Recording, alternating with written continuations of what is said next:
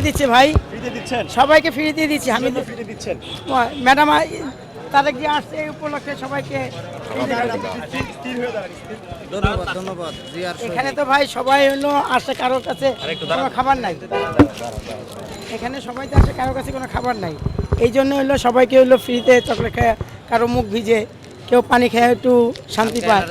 এই জন্য সবাই কি বলছে আপনাকে? সবাই তো বলছে যে হলো ঠিক আছে, ভালো, এই উপলক্ষে আপনি আমাদের খাওয়াচ্ছেন, আমরা খুব খুশি। এই নিজস্ব উদ্যোগে খাওয়াচ্ছেন? হামিদ ভাইয়ের পক্ষ থেকে। হামিদ ভাই, হ্যাঁ, ঢাকা 7-এর বর্তমান এমপি হামিদুর রহমান হামিদ। কখন এসছেন এখানে 300 থেকে?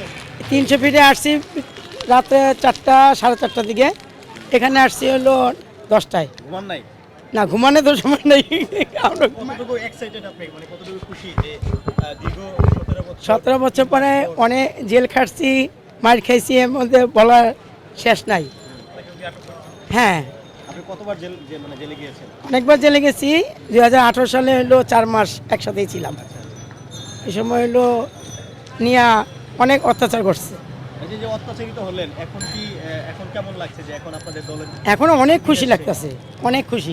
5 তারিখের পর থেকে এখনো বাসায় থাকতে পারি, এর আগে কখনো বাসায় থাকতে পারি নেই 17 বছর। আচ্ছা, অনেকে বলতো যে তারেক রহমান কোনোদিন দেশে ফিরতে পারবে না, এই যে আজকে উনি দেশে ফিরছেন। না, এটা তো মানুষের ভুল।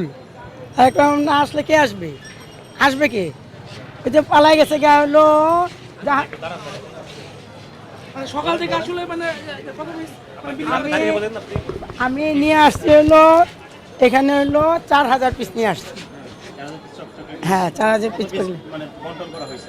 আর আছে অল্প কয়েকটা 300 দিনে সবাই 300 পিসে দিছি।